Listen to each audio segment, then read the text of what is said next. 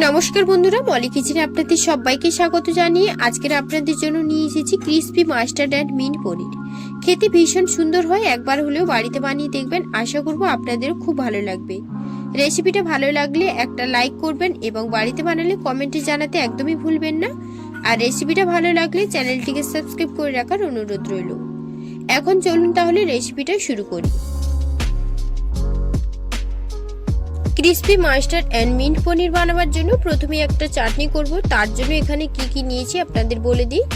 এখানে নিয়েছি ধনেপাতা 50 গ্রাম, আর দিচ্ছি কাঁচা লঙ্কা, রসুন কোয়া নিয়েছি 5 থেকে 6টা, আর নিয়েছি পুদিনা পাতা প্রায় 100 গ্রামের মতন। এবার একটা মিক্সার গ্রাইন্ডারে নিয়েছি। এবার ধনেপাতা আর পুদিনা পাতাটাকে ধুয়ে মিক্সারে দিয়ে দেব। প্রথমে দিচ্ছি ধনেপাতা আর তারপর দিচ্ছি পুদিনা পাতা।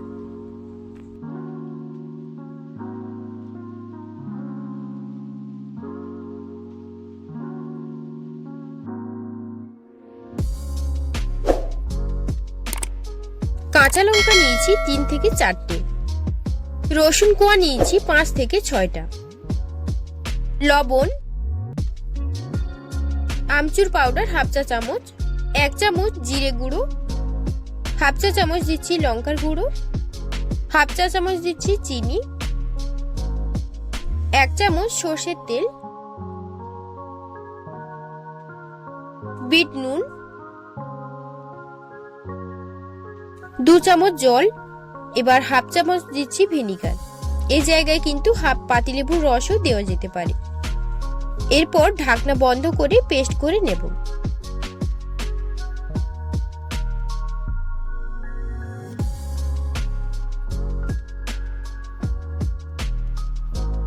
এই যে দেখুন, মিহি একটা পেস্ট আমি করে নিয়েছি।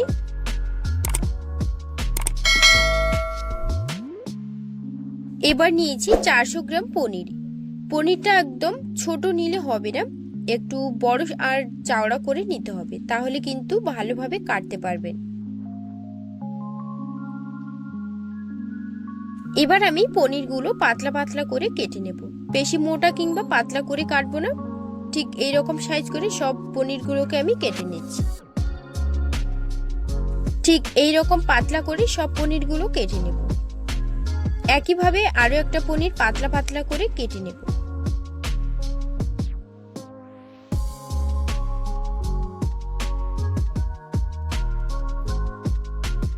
আপনারা চাইলে বাড়িতে পনির বানিয়েও নিজেদের ইচ্ছে মতো শেপ করে রেসিপিটি তৈরি করতে পারেন। পনিরের রেসিপি দেখতে চাইলে অবশ্যই কিন্তু আমাকে নিচে কমেন্ট বক্সে কমেন্ট করে জানাতে পারেন।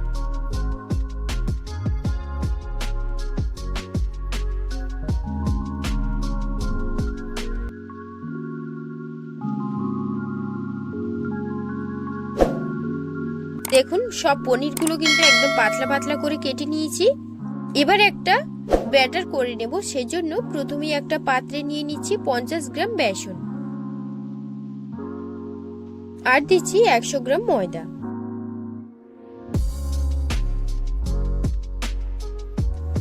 এরপর দিচ্ছি হাফ চা চামচ চিলি ফ্লেক্স,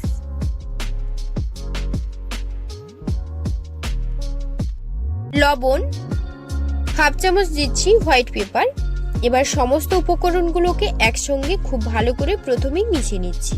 তবে এ জায়গায় পুরোটা ময়দা কিংবা পুরোটা বেসন দিয়েও ব্যাটারটা রেডি করতে পারেন। এবার অল্প অল্প জল দিয়ে ঠিক একটা ব্যাটার করে নেব। জলটা কিন্তু একেবারেই দিয়ে দেবেন না, তাহলে কিন্তু বেশি পাতলা হয়ে যেতে পারে। তাই অল্প অল্প জল দিয়ে ব্যাটারটা তৈরি করতে পারেন।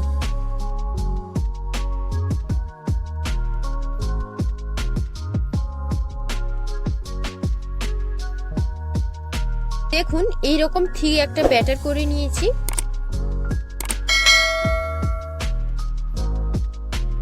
এবার এখানে পনিরের স্লাইস নিয়েছি। এবার একটা পনিরের স্লাইসে নিয়ে প্রথমেই একটা পনির স্লাইসের মধ্যে 1 চামচ পুদিনা পাতার চাটনিটা দিয়ে পুরোটা মাখিয়ে নেব। এই পুদিনার চাটনির সঙ্গে কাসুন্দির মিশ্রণটা কিন্তু খেতে ভীষণ ভালো লাগে। এরপর আবারও একটা পনির স্লাইস দিয়ে ওর মধ্যে কাসুন্দি হাফ চামচ দিয়ে মিশিয়ে নেব।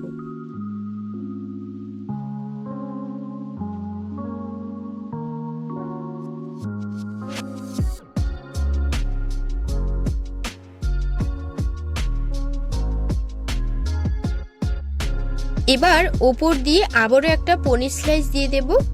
এবার ময়দার ব্যাটারে ডুবিয়ে 2 দিক খুব ভালো করে ডুবিয়ে নিচ্ছি।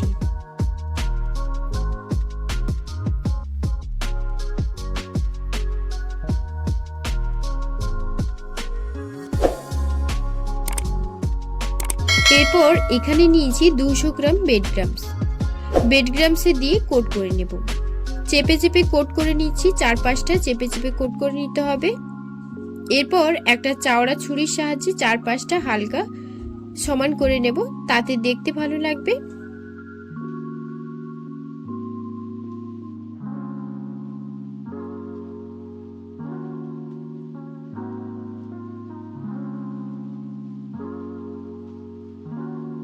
দেখুন একটা কিন্তু আমি রেডি করে নিয়েছি। এবার একটা পাত্রে রেখে দেব।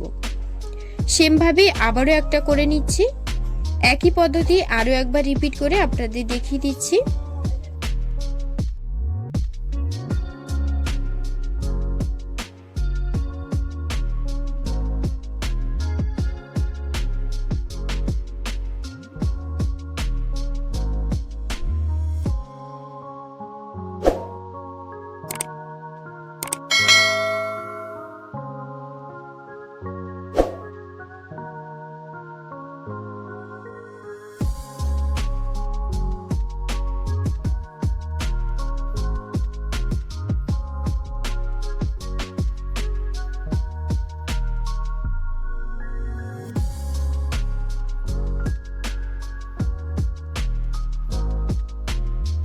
দেখুন আরো একটা রেডি করে নিয়েছি।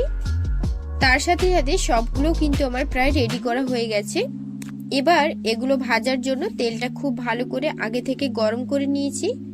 এবার ফ্লেমটাকে লো টু মিডিয়ামে রেখে পনিরের চপটা দিয়ে দেব। দেখুন আরো একটা রেডি করে নিয়েছি। তার সাথে সাথে সবগুলো কিন্তু আমার প্রায় রেডি করা হয়ে গেছে। এবার এগুলো ভাজার জন্য তেলটা খুব ভালো করে আগে থেকে গরম করে নিয়েছি। এবার ফ্লেমটাকে লো টু মিডিয়ামে রেখে পনিরের চপটা দিয়ে দেব।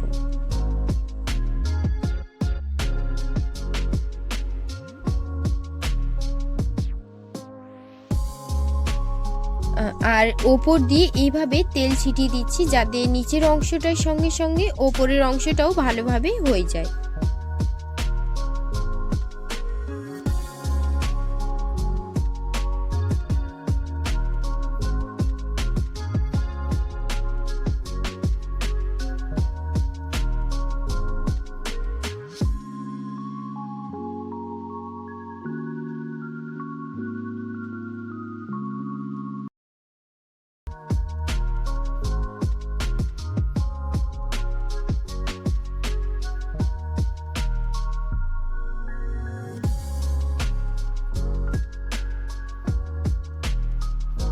এক পিঠ হয়ে গেলে ওপর পিঠটাও উল্টে দেব।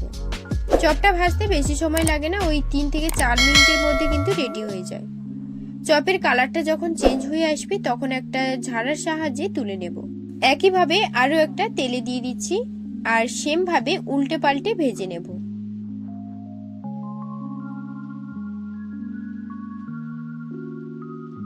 সবগুলো আমি ভেজে নিয়েছি।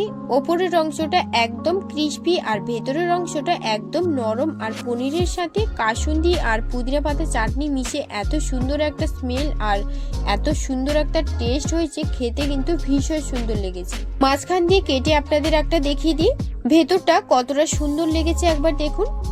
রেসিপিটা কেমন লাগলো অবশ্যই কিন্তু কমেন্টে জানাবেন, আর ভালো লাগলে একটা লাইক দিয়ে বন্ধুদের সাথে শেয়ার করবেন এবং পরবর্তী ভিডিওগুলো দেখার জন্য চ্যানেলটিকে সাবস্ক্রাইব করে রাখবেন। ভিডিওটা শেষ পর্যন্ত দেখার জন্য আপনাকে অসংখ্য ধন্যবাদ।